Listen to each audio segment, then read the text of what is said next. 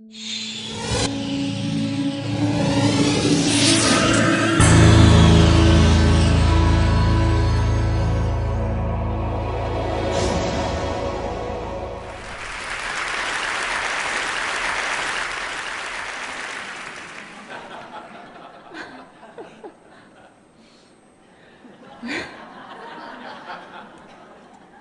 was afraid of womanhood.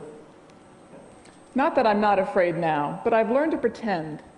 I've learned to be flexible. In fact, I've developed some interesting tools to help me deal with this fear. Let me explain. Back in the 50s and 60s, when I was growing up, little girls were supposed to be kind and thoughtful and pretty and gentle and soft. And we were supposed to fit into roles that were sort of shadowy, really not quite clear what we were supposed to be.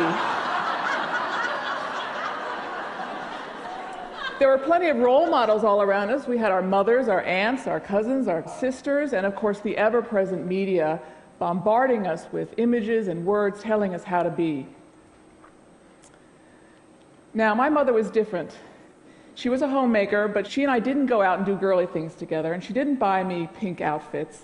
Instead, she knew what I needed, and she bought me a book of cartoons. And I just ate it up. I drew, and since I knew that humor was acceptable in my family, I could draw, do what I wanted to do, and not have to perform, not have to speak. I was very shy, and I could still get approval. I was launched as a cartoonist. Now, when we're young, we don't always know. We know there are rules out there, but we don't always know, we don't perform them right. Even though we are imprinted at birth with these things, and we're told what the most important color in the world is. We're told what shape we're supposed to be in. We're told what to wear and how to do our hair.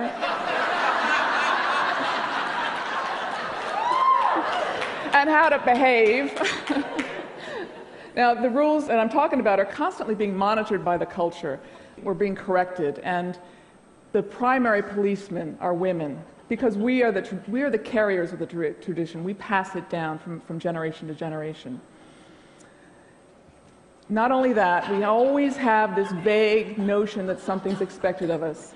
And on top of all of these rules, they keep changing. We don't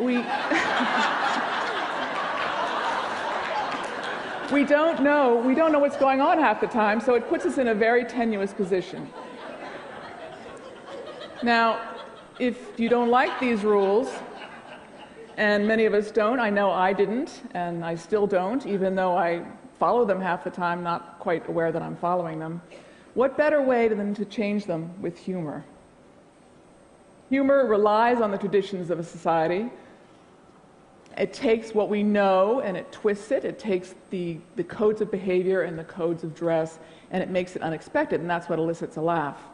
Now, what if you put together women and humor? I think you can get change. Because women are on the ground floor and we know the tradition so well, we can bring a different voice to the table.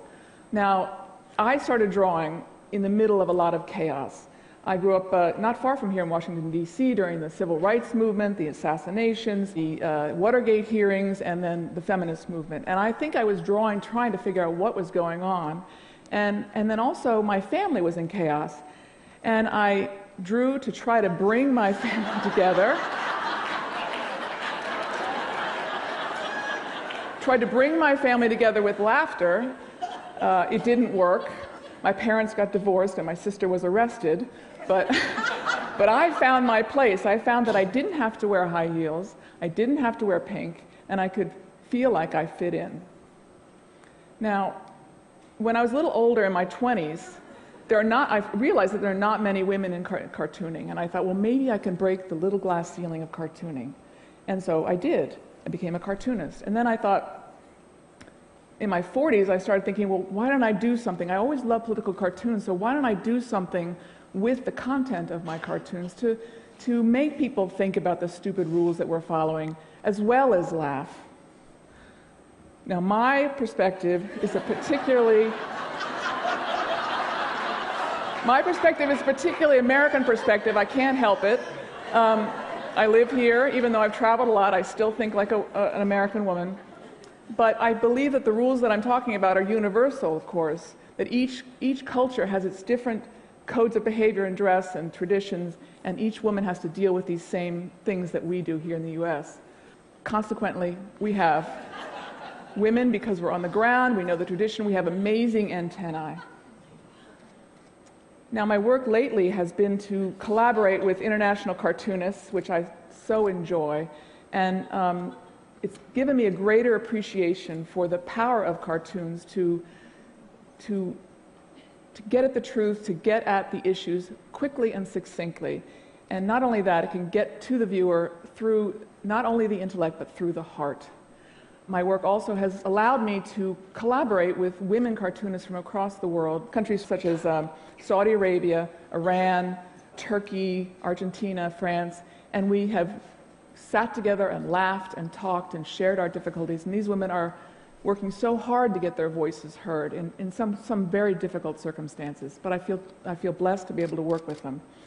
And we talk about how women have such strong perceptions because of our tenuous position and our role as tradition keepers, that we can have the great potential to be change agents.